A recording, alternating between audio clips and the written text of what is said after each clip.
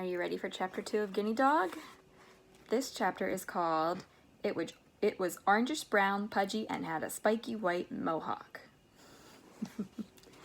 Its pink nose twitched like a rabbit. Well, here she is, Rufus, Mom said, your new pet. She? I said. I don't know why, but I'd always imagined my dog would be a he. Yes, she's a sow, she said, smiling ear to ear. People use that expression a lot, but my mom really does smile from one ear to the other. The corners of her mouth were like a nanometer from her ear. That's like a little teeny tiny amount. Dad walked in. He was wearing his usual gray suit with a white shirt and tie. Just because he worked at home, he always said, didn't mean he couldn't look professional. I wondered if looking professional meant wearing fuzzy blue slippers. What's this? He asked, his eyes locking on the rodent Mom had brought home. It's Rufus's new guinea pig, she announced. New guinea pig? Dad said. I don't recall Rufus ever having an old guinea pig. Dad's a stickler for speaking precisely. Must be all the editing. My bad, Mom said. I meant that I bought Rufus a guinea pig for a pet instead of a dog. Dad gave her the stony stare. The stony stare, which he uses a lot, means, I don't even need to say what I'm upset about. I know I didn't discuss it with you, Mom said, her smile shrinking the tiniest bit, but Rufus has been so miserable about not being allowed to have a dog, and a guinea pig seemed like the perfect solution. The stony stare continued. Guinea pigs don't bark, Mom explained. They don't whine or drool or beg or get fleas or chew things up.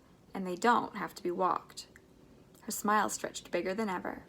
The corners reached past her ears and into her hair. Honest. Dad slowly shifted his eyes to the pig. It was in a metal cage with a green plastic tray on the bottom, and there was a little green plastic ramp inside that led up to a little green plastic loft. There was also a food dish with wilted lettuce in it, and a bottle of water attached to the bars upside down. It does poop, I assume, Dad said. Boys and girls, do guinea pigs poop? Of course she poops, Mom laughed. Everyone poops. And who scoops the poop? Dad asked, looking at me. Mom brought it home, not me, I said. Oh, they're just teeny little poops, Mom said. Teeny pellets, like a rabbit's. They don't even smell. And she piddles in the bedding, which is made of recycled paper, by the way, Art. She was kissing up. Dad's way into recycling. When he sweeps, he picks out little pieces of paper and plastic and puts them in the appropriate bins. He sorts through the garbage too, and boy, does he get sore if he finds anything recyclable in there, like a tag off a brand new shirt or the little plastic thing it was attached with.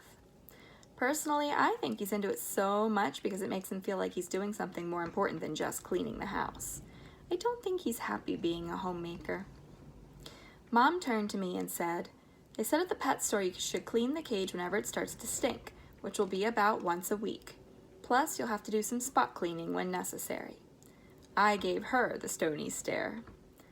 Oh, and Art, she said, guinea pigs are so clean. They bathe themselves with their tongues. Too much information, Raquel, Dad said with a wince. Guinea pigs are strict vegetarians, so Dad will collect scraps when he's preparing meals, Mom said. Just like for a real pig. Oh, I will I? You'll have to feed her and water her too, of course, Rufus, Mom said, every day. Having a guinea pig sounded about as much fun as having a pet fern. A fern is a kind of plant. Did you hear that, Rufus? Dad said. The guinea pig is your responsibility. Are you up to it? I shrugged. I don't know. Of course he is, Mom said. So it's okay, Art? We can keep her? Dad sighed loudly. If Rufus keeps the cage clean and doesn't let the little monster out, and if I don't ever have to see it or hear it or know it exists, he sneered at the guinea pig as if it were a poop pellet. Then, well, okay, he can keep it. In his room. He looked at me. But then no more begging for a dog, right? But... I began. Yay! Mom squealed. My dream of a dog died then and there. Instead, I was the proud owner and caretaker of a plump, Punk guinea pig. Yippee. How did Mom get away with stuff like this? So what are you going to name her, Rufus? Mom asked. I've been calling her Emmeline, but she's yours. You get to name her. Mom was now not only smiling as wide as a hippopotamus, but her eyes were actually watering. Fido, I said. That's what I'm going to call her. She's going to be called Fido, because that's what I was going to call my dog. Mom laughed so suddenly and loud that I almost swallowed my tongue. Oh, Rufus, you are too funny. Fido is perfect. I love it. And she bent down and hugged me. Hard. I tolerated it. At last, she let me go. Well, she asked, what do you say? Though I was not grateful to her in the slightest, in fact, I was pretty mad at her, I said, thanks, Mom. She hugged me again, even harder than the first time. I feared for my life. When she released me, I saw she was crying, for real, over a guinea pig. You're welcome, Sunshine, she said to me, her chin quivering. I just knew you'd love her. I picked up Fido's cage, carried it up to my room, kicked some of my junk aside, and then dropped the cage on the floor. My Fern had made herself at home. She waddled around her cage. She piddled. She pooped. And she piddled again. Then, just for fun, she pooped again. So much for clean Emmeline. And that is the end of the chapter.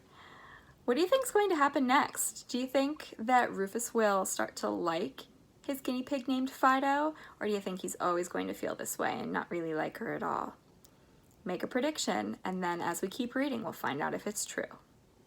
Bye-bye. Thanks for listening.